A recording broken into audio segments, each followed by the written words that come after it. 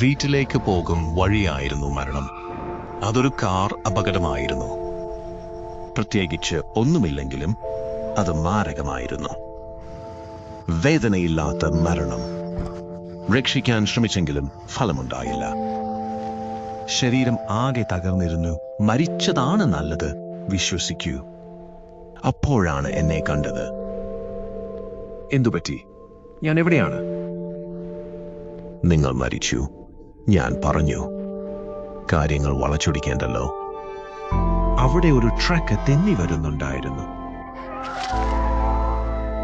അതെ, ഞാൻ മരിച്ചു. അതെ. വിഷമിക്കേണ്ട, എല്ലാവരും മരിക്കും. നിങ്ങൾ ചുറ്റും നോക്കി. അവിടെ ഒന്നും ഉണ്ടായിരുന്നില്ല. നമ്മൾ രണ്ടുപേരും മാത്രം. ഇതെന്തൊരു സ്ഥലമാണ്? ഇതാണോ പരലോകം? ഏകദേശം അങ്ങനെ തന്നെ. നിങ്ങൾ ദൈവമാണോ? അതെ, ഞാൻ ദൈവമാണ്. എന്റെ ഭാര്യയും മക്കളുമുണ്ട്. അവർക്ക് ഇനി എന്താണ് സംഭവിക്കാൻ പോകുന്നത്? അവർക്ക് കുഴപ്പമൊന്നും ഉണ്ടാവില്ലല്ലോ. അതാണ് എനിക്ക് കാണേണ്ടത്. മരിച്ചിട്ട് നിമിഷങ്ങൾ പോലുമായില്ല, അപ്പോഴേക്കും കുടുംബത്തെക്കുറിച്ചാണല്ലോ നിങ്ങളുടെ ചിന്ത. അത് നല്ല കാര്യമാണ്. നിങ്ങൾ എന്നെ അത്ഭുതത്തോടെ നോക്കി. നിങ്ങൾക്ക് ഞാൻ ഒരു ദൈവമായി തോന്നിയില്ല. ഒരു സാധാരണ പുരുഷനോ സ്ത്രീയോ ആയിരിക്കാം. ഒരുപക്ഷെ ഏതോ ഒരു അധികാരിയെ പോലെ. വിഷമിക്കേണ്ട, അവർ സുരക്ഷിതരായിരിക്കും. നിങ്ങളുടെ മക്കൾ നിങ്ങളെ ഒരു മാതൃകയായി ഓർക്കും. നിങ്ങളോട് വെറുപ്പ് തോന്നാൻ അവർക്ക് സമയം കിട്ടിയില്ല. നിങ്ങളുടെ ഭാര്യ പുറമെ കരയുമെങ്കിലും ഉള്ളിൽ ഒരു ആശ്വാസം തോന്നും. സത്യം പറഞ്ഞാൽ നിങ്ങളുടെ ബന്ധം അത്ര നല്ല നിലയിലായിരുന്നില്ല. ആ ആശ്വാസം തോന്നുന്നതിൽ അവൾക്ക് വലിയ കുറ്റബോധവും ഉണ്ടാകും. അപ്പോൾ ഇനി എന്താണ് സംഭവിക്കാൻ പോകുന്നത്? ഞാൻ സ്വർഗത്തിലേക്കോ നരകത്തിലേക്കോ മറ്റോ പോകുമോ? രണ്ടുമല്ല, നിങ്ങൾ പുനർജനിക്കാൻ പോകുകയാണ്. അപ്പോൾ ഹിന്ദുക്കൾ പറഞ്ഞതായിരുന്നു ശരി. എല്ലാ മതങ്ങളും അവരുടേതായ രീതിയിൽ ശരിയാണ്. എന്റെ കൂടെ നടക്കൂ. ശൂന്യതയിലൂടെയുള്ള എന്റെ നടത്തത്തിനൊപ്പം നിങ്ങളും ചേർന്നു. നമ്മൾ എങ്ങോട്ടാണ് പോകുന്നത്? പ്രത്യേകിച്ച് ഒരിടത്തേക്കുമല്ല. സംസാരിക്കുമ്പോൾ ഇങ്ങനെ നടക്കുന്നത് നല്ലതല്ലേ? അപ്പൊ പിന്നെ ഇതിലൊക്കെ എന്ത് കാര്യമാണുള്ളത്? അപ്പോൾ ഞാൻ വീണ്ടും ജനിക്കുമ്പോൾ എല്ലാം മറന്നുപോയ ഒരു ചെറിയ കുഞ്ഞായിരിക്കില്ലേ? അപ്പോൾ എന്റെ അനുഭവങ്ങൾക്കും ഈ ജീവിതത്തിൽ ഞാൻ ചെയ്ത കാര്യങ്ങൾക്കും ഒന്നും ഒരു വിലയും ഉണ്ടാവില്ലേ? അങ്ങനെയല്ല. നിങ്ങളുടെ മുൻ ജന്മങ്ങളിലെ എല്ലാ അറിവും അനുഭവങ്ങളും നിങ്ങളുടെ ഉള്ളിലുണ്ട്. ഇപ്പോൾ അത് ഓർമ്മയില്ലെന്ന് മാത്രം. ഞാൻ നടത്തം നിർത്തി നിങ്ങളുടെ തോളുകളിൽ പിടിച്ചു. നിങ്ങൾക്ക് സങ്കല്പിക്കാൻ കഴിയുന്നതിലും എത്രയോ മനോഹരവും വിശാലവുമാണ് നിങ്ങളുടെ ആത്മാവ്.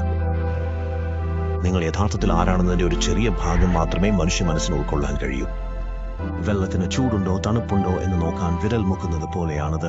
നിങ്ങളുടെ ഒരു ചെറിയ ഭാഗം മാത്രമാണ് ആ ശരീരത്തിലേക്ക് പകരുന്നത്. അത് തിരികെ വരുമ്പോൾ അതിനുണ്ടായ എല്ലാ അനുഭവങ്ങളും നിങ്ങൾക്കും ലഭിക്കുന്നു. കഴിഞ്ഞ 48 വർഷമായി നിങ്ങൾ ഒരു മനുഷ്യനിലായിരുന്നു. അതുകൊണ്ട് നിങ്ങളുടെ ആ വലിയ ബോധം പൂർണ്ണമായും തിരിച്ചറിയാൻ നിങ്ങൾക്ക് കഴിഞ്ഞിട്ടില്ല. നമ്മൾ കുറെ നേരം ഇവിടെ ഇരിക്കുകയാണെങ്കിൽ നിങ്ങൾക്ക് എല്ലാം ഓർമ്മ വരും. പക്ഷേ ഓരോ ജന്മങ്ങൾക്കിടയിലും അത് ചെയ്യുന്നതിൽ അർത്ഥമില്ല. അപ്പോ എത്ര തവണ ഞാൻ പുനർജനിച്ചിട്ടുണ്ട്? തീർച്ചയായും ഒരുപാട് തവണ. വ്യത്യസ്തമായ ഒരുപാട് ജീവിതങ്ങൾ. ഇത്തവണ നിങ്ങൾ 540 AD ഒരു ചൈനീസ് ഗ്രാമീണ പെൺകുട്ടിയായിട്ടായിരിക്കും ജനിക്കുക. നിൽക്കൂ. എന്താ, നിങ്ങൾ എന്നെ കാലത്തിന് പിന്നിലേക്ക് അയക്കുകയാണോ? സാങ്കേതികമായി പറഞ്ഞാൽ നിങ്ങൾക്കറിയാവുന്ന സമയം നിങ്ങളുടെ പ്രപഞ്ചത്തിൽ മാത്രമേ ഉള്ളൂ. ഞാൻ വരുന്നിടത്ത് കാര്യങ്ങൾ അങ്ങനെയല്ല. എവിടെ? നിങ്ങൾ എവിടെ നിന്നാണ് വരുന്നത്? തീർച്ചയായും ഞാൻ മറ്റെവിടെ നിന്നോ ആണ് വരുന്നത്. അവിടെ എന്നെ പോലെ വേറെയുമുണ്ട്. അവിടം എങ്ങനെയുണ്ടെന്ന് അറിയാൻ നിങ്ങൾക്ക് ആഗ്രഹമുണ്ടെന്ന് എനിക്കറിയാം. പക്ഷെ നിങ്ങൾക്കത് മനസ്സിലാവില്ല. ഓ, അല്പം നിരാശയോടെ നിങ്ങൾ പറഞ്ഞു. പക്ഷെ നിൽക്കൂ. ഞാൻ പല കാലങ്ങളിലായി പുനർജനിക്കുകയാണെങ്കിൽ എപ്പോഴെങ്കിലും ഞാൻ എന്നെ തന്നെ കണ്ടുമുട്ടാൻ സാധ്യതയില്ലേ? തീർച്ചയായും എപ്പോഴും സംഭവിക്കാറുണ്ട്. 2 ജീവിതങ്ങളും അവരുടെ ആയുസ്സിനെ കുറിച്ച് മാത്രം ബോധവാന്മാരായതുകൊണ്ട് അത് സംഭവിക്കുന്നത് നിങ്ങൾ അറിയാറില്ല. അപ്പോൾ ഇതിന്റെ എല്ലാം അർത്ഥം എന്താണ്? ഞാൻ നിങ്ങളുടെ കണ്ണുകളിലേക്ക് നോക്കി. ജീവിതത്തിന്റെ അർത്ഥം, ഞാൻ ഈ പ്രപഞ്ചം മുഴുവൻ സൃഷ്ടിച്ചതിന്റെ കാരണം നിങ്ങൾ പക്വത പ്രാപിക്കാനാണ്. മനുഷ്യകുലത്തെയാണോ നമ്മൾ പക്വത പ്രാപിക്കണമെന്നാണോ? അല്ല, നിങ്ങളെ മാത്രം. ഈ പ്രപഞ്ചം നിങ്ങൾക്കായി ഉണ്ടാക്കിയതാണ്. ഓരോ ജീവിതത്തിലൂടെയും നിങ്ങൾ വളർന്ന് പക്വതയുള്ള വലിയൊരു ബുദ്ധിയായി മാറുന്നു. എന്നെ മാത്രമോ? അപ്പോൾ മറ്റുള്ളവരോ? വേറെ ആരുമില്ല. ഇവിടെ നിങ്ങളും ഞാനും മാത്രമേയുള്ളൂ. നിങ്ങൾ എന്നെ നോക്കി നിന്നു. ഭൂമിയിലെ എല്ലാവരും നിങ്ങളുടെ തന്നെ വ്യത്യസ്ത രൂപങ്ങളാണ്. അപ്പോൾ ഞാൻ എല്ലാവരുമാണോ?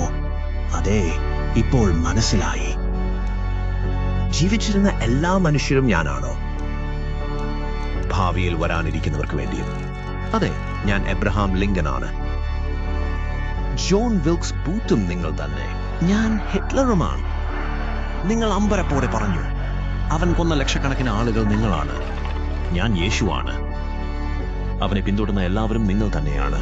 നിങ്ങൾ നിശബ്ദനായി. മറ്റൊരാളെ ദ്രോഹിക്കുമ്പോൾ നിങ്ങൾ സ്വയം ദ്രോഹിക്കുന്നു. നിങ്ങൾ ചെയ്ത ഓരോ നല്ല കാര്യവും നിങ്ങൾ നിങ്ങളോട് തന്നെയാണ് ചെയ്തത്.